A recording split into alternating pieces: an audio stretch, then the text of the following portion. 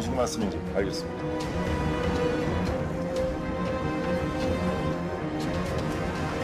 피고인. 그러니까 2년 전 그날 무슨 일이 있었는지 다시 한번 얘기해 줄 수 있나요? 그러니까 그날 저희 집에서 사건이 일어났던 그날 밤 연말 분위기를 즐기고 있던 두 사람. 크리스마스 때 어디 갈까?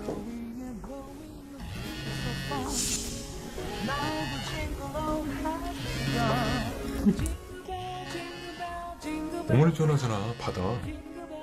우리 엄마 분명 술 먹지 말라는 소리야. 오빠랑 있는 것만이 다 아는데. 잠깐만.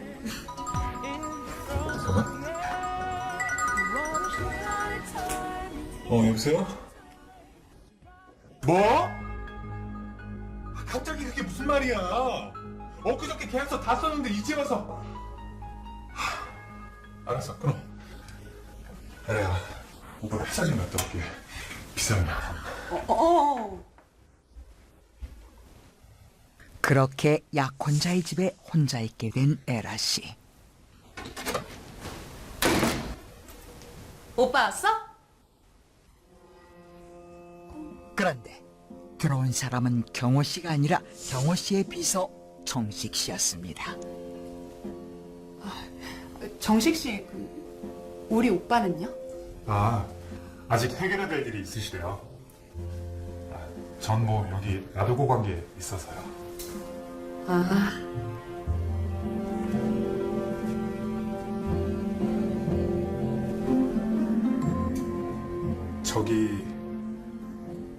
저도 한 잔만 주실래요? 그래요. 지난번에도 마시다 그냥 갔잖아요. 흔쾌히 그와 술잔을 기울인 에라 씨. 그런데 제 비서가 술을 마시더니 에라한테 좋아한다면서 추근덕거렸나 봐요.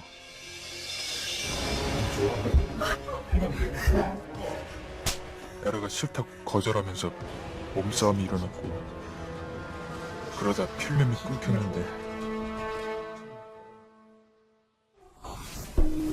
숙취로 잠이 들었다 한참 만에 정신을 차렸다는 에라 씨.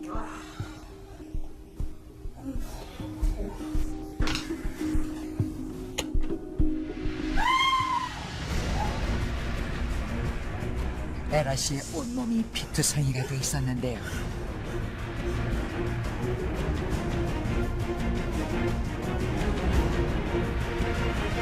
그때서야 자신이 사람을 죽였다는 사실을 알게 된 것입니다.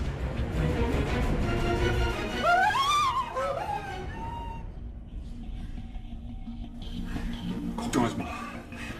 내가 어떻게든 해결해볼게. 너 절대 살인자 안 만들어.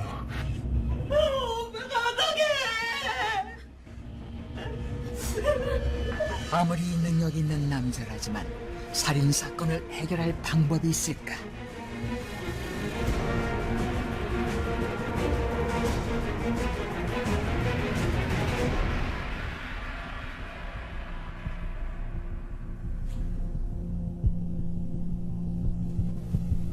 여보세요?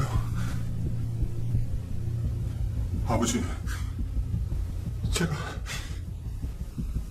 실수로 사람을 죽였어요.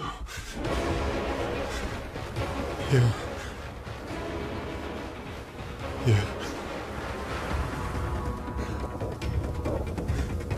평소 강 씨에게 다정했던 약혼자 최 씨는 약혼녀가 술에 취해 저지른 살인까지 본인이 한 것으로 뒤집어 쓰겠다고 강 씨와 강 씨의 어머니에게 약속을 했습니다.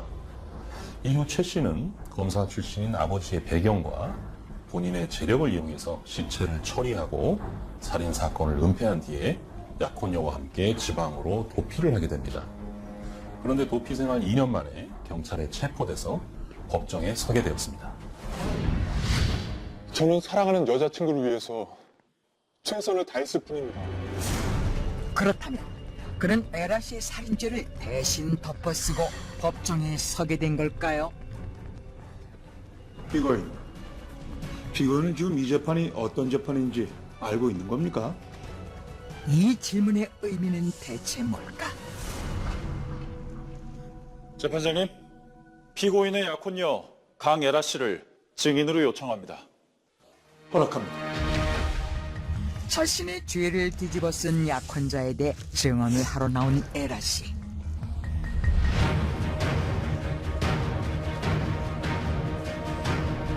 증인, 피고인과 2년 가까이 도피 생활을 했다고 했는데요.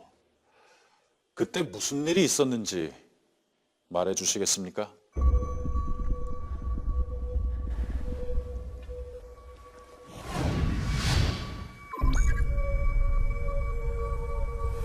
행여나 정식 씨의 시체가 발견될까 늘 마음 졸이며 지냈다는 에라 씨. 내가 지냈는데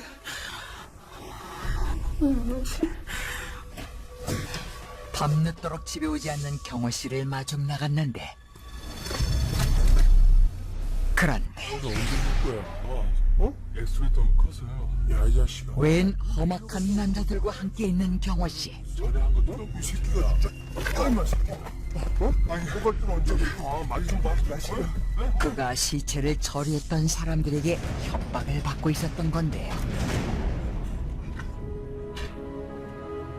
그날 밤 경호 씨 몰래 집을 나선 에라 씨.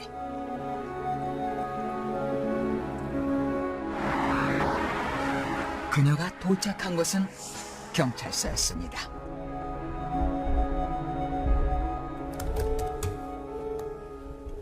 네?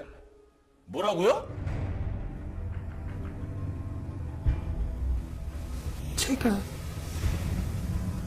제가 2년 전에 사람을 죽였다고. 에라 씨가 경찰에 자수를 하러 온 것입니다.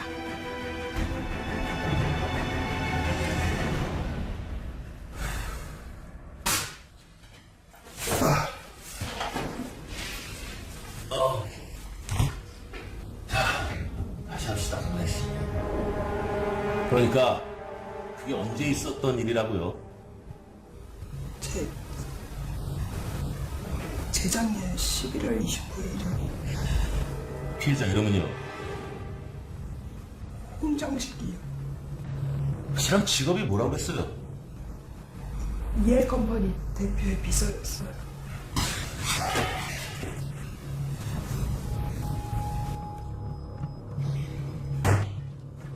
그러니까 당신 약혼자 이름이 최경호인데 그 사람 비서가 홍정식이고 비서인 홍정식이 당신을 추행하려고 하니까 술병으로 쳐서 죽였다! 맞아요? 그런데 자수를 해온 에라 씨를 경찰은 왜 이렇게까지 몰아붙이는 걸까? 카미라 씨. 당신 계속 거짓말 할 거야! 이해할 수 없는 경찰의 반응. 강혜라 씨, 그때 거짓말을 하신 건가요? 아니요, 아닙니다. 전 분명히 알고 있는 그대로 말한 겁니다. 근데 왜 경찰이 강혜라 씨의 진술을 거짓이라고 한 건가요? 사실은 그날 죽은 사람은 아무도 없었기 때문입니다. 살인 사건은 일어났지만 죽은 사람은 없었다는 황당한 주장.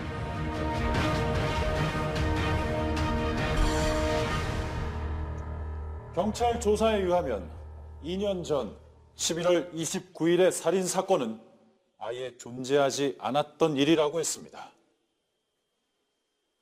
피고인, 경찰은 왜 홍정식 씨가 살해당했다는 사실 자체를 부정한 것일까요? 그건 제가 사람을 시켜서 시체를 유기했기 때문에 아마 시체를 못 찾아서 그런 거겠죠. 제발 그만 좀 해!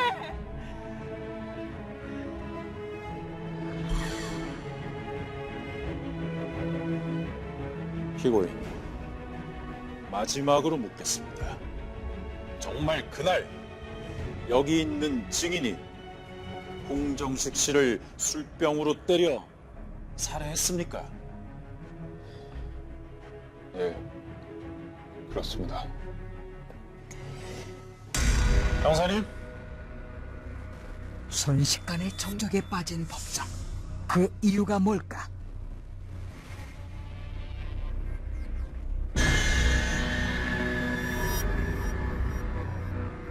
피고인. 그렇다면 저기 있는 사람이 누군지 말해 주시겠습니까?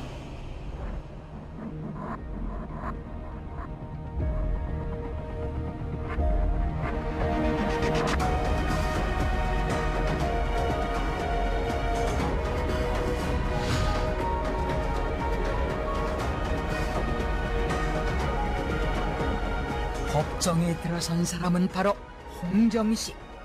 2년 전 에라가 죽였다는 바로 그 남자입니다. 피고인, 다시 한번 말하지만 지금 피고인의 혐의는 사기입니다. 도대체 언제까지 계속 거짓말을 할 겁니까?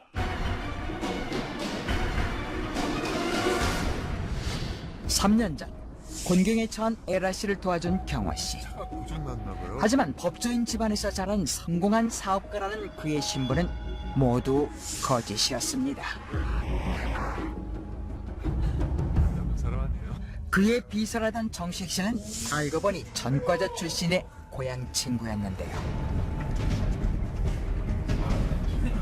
그날의 살인사건 역시 미리 계획된 일이었습니다. 에라 씨가 화장실에 간 사이 술잔에 수면제를 섞은 정식 씨. 일부러 그녀에게 추근덕대며 실랑이를 벌였는데요.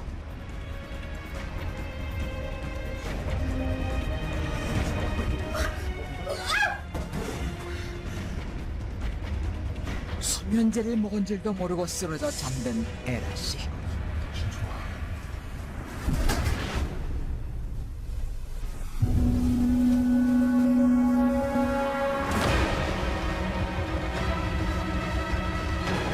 그때부터 두 사람은 완벽한 살해 현장을 꾸미기 시작했습니다. 미리 준비한 가짜 피를 에라 씨의 온몸에 묻힌 두 남자.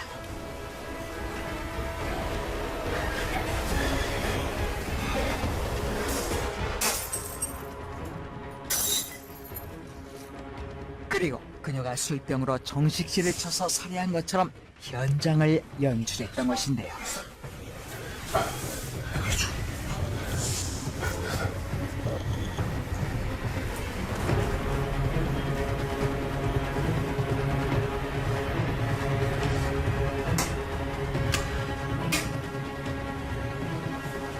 이런 사실을 전혀 몰랐던 에라 씨.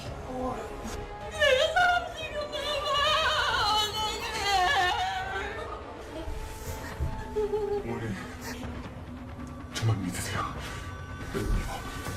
에라 씨 모녀에게 자신의 재력과 배경을 이용해 살인 사건을 덮겠다고 거짓말을 한 것입니다.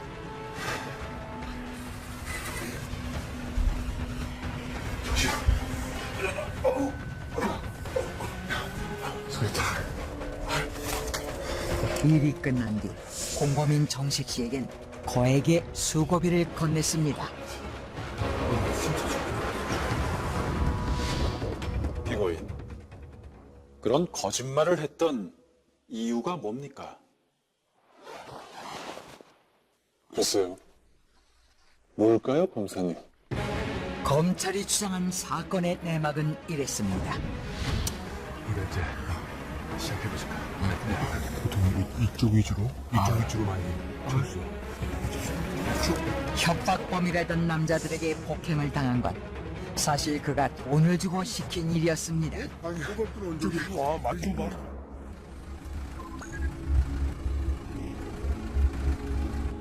폭행을 당한 직후 에라 씨의 어머니에게 연락을 한 경호 씨. 아유 어떡해. 아유 우리 사이 어떡해. 괜찮아요 이 정도면. 근데 놈들이 사진까지 찍어놨더라고요. 경찰에 풀어버린다고. 아유 그러면 안 되지 안 돼. 우리 애라가 잡혀가기라도 하면 2억을 더 준비하라는데 제가 1억 5천까지는 마련했거든요. 더 이상 아버지한테 손을 벌릴 수가 없어서. 그럼 나머지 5천은 내가 어떻게 해서든지 마련할 테니까 정말 고맙네. 자네 아니었으면 내가 어떻게 해야 할지. 알고 보니 그럴듯한 상황을 만들어 돈을 뜯어냈던 것입니다. 이것은 지난 2년여간 피고인이 강혜라 씨의 어머니 손영희 씨에게 받아낸 돈의 내역서입니다. 피고인은 시체 처리 비용과 사후 입막음 비용 등의 갖가지 명목으로 총 9차례에 걸쳐 무려 3억 8천만 원이라는 거액을 받아냈습니다. 모든 것이 돈을 뜯어내기 위한 경호 씨의 파렴치한 사기극이었던 것입니다.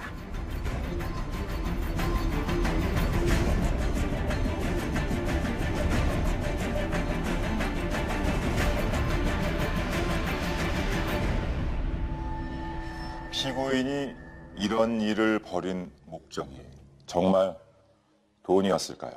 아니면 다른 목적이 있다는 건가요? 정말 돈이 목적이었다면 피고인은 계산 능력이 형편없는 사기꾼이겠군요. 증인의 어머니가 피고인에게 준 돈이 총 3억 8천만 원이라고 했습니다. 하지만 피고인이 강혜라 씨와 그 모친에게 환심을 사기 위해 지출한 돈이 얼마인 줄 아십니까? 약 3억 5천여만 원입니다. 이것이 그 지출 내역입니다. 성공한 사업가로 행세하기 위해 또 모녀의 선물이나 데이트 비용으로 그가 지출한 돈이 수억에 달한다는 사실.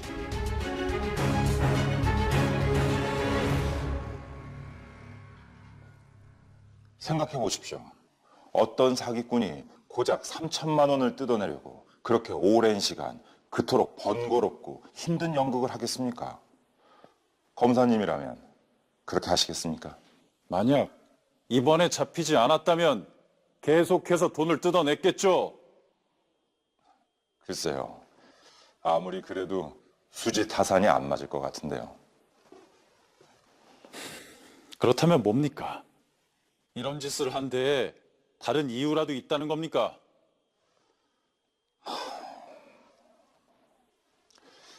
저기 나오는 사진을 좀 보시겠습니까?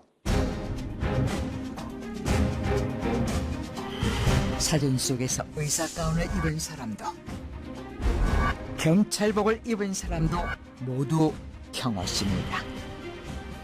이 사진이 의미하는 건 뭘까요?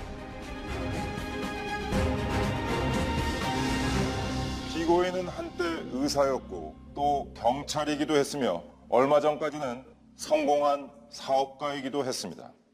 하지만 피고인은 그런 직업을 가진 적이 한 번도 없습니다. 모두가 피고인이 연기한 인물이며 다른 사람들은 감쪽같이 속아 넘어갔었죠.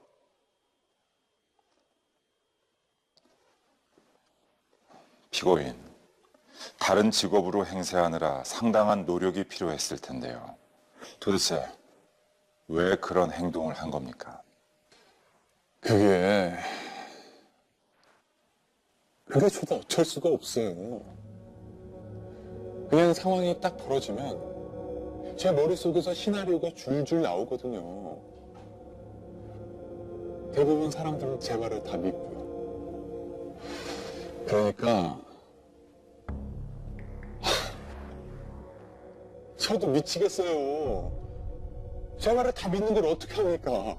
하지만 그게 거짓말이라는 건 곧 탄로나지 않습니까? 아니요. 들킬 것 같으면 바로 그 자리에서 다른 말을 만들어낼 수가 있거든요. 변호사님도 처음에 제 말에 속이셨잖아요. 그리고 사실 계속 하다 보면 제가 진짜 그 사람이 된 것 같은 생각이 들더라고요. 그러니까 피고인은 성공한 사업가고 약혼녀의 살인을 덮어주기 위해 도피 중이다. 이걸 사실처럼 여긴 거군요. 그렇죠.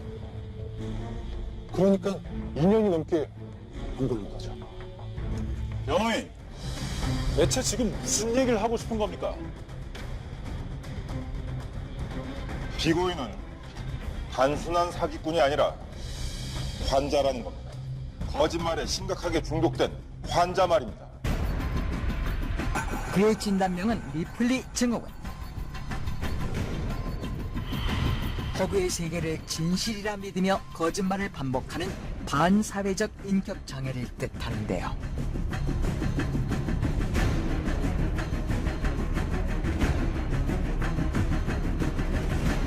자신이 될 수 없는 완벽한 인물을 연기하며 이에 속아 넘어가는 사람들을 볼 때 희열을 느꼈다는 경호 씨.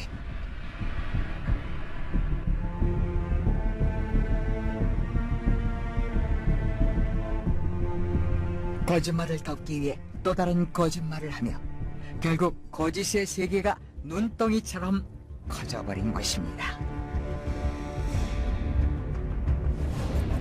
말씀드린 대로 이것은 피고인 본인도 어쩔 수 없는 정신질환의 일종입니다. 따라서 무조건적인 엄벌만이 해결책이 아님을 부디 감안해 주시기 바랍니다. 말도 안 됩니다. 저런 미친놈은 따끔하게 벌을 줘야 합니다. 안 그러면 얼마나 숱한 사람들을 쫓아먹고 다니겠어요.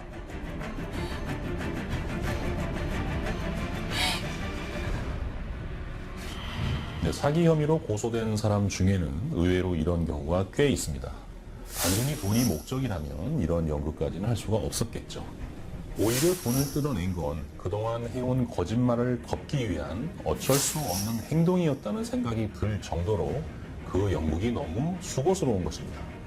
그렇기 때문에 피해자는 속을 수밖에 없었고 단순히 돈을 빼앗긴 경우보다 그 피해가 더 커지게 됩니다. 실은 그날 죽은 사람은 아무도 없었기 때문입니다. 거짓말에 심각하게 중독된 환자라는 겁니다. 저런 미친놈은 따끔하게 벌을 줘야 합니다. 무조건적인 엄벌만이 저도 미치겠어요. 해결책이 아님을 얼마나 숱한 사람들을 쫓아먹고 다니겠어요. 부디 감안해 주시기 바랍니다. 이 희대의 사기극에 재판부는 과연 어떤 판결을 내리게 될까? 판결합니다. 피고인은 처음부터 강혜라와 손영희를 기망할 목적으로 자신의 신분을 속였고 또한 강혜라에게 허위 살인 누명을 씌운 뒤 손영희로부터 3억 8천만 원에 이르는 거액을 편취하였다. 피고인이 비록 리플리 증후군이란 진단을 받긴 했지만 자신이 거짓말을 하고 있다는 사실을 인지하고 있었으며 그 이후에도 자신의 범행에 대해 전혀 반성하지 않고 있었기 때문에 그 죄질이 매우 나쁘다고 판단하여 피고인에게 중형의 선고가 불가피하다. 따라서 피고인을 징역 5년에 처한다.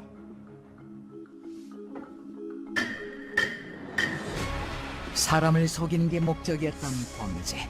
그렇게 여타 사건보다 심각한 후유증을 남길 수밖에 없었습니다.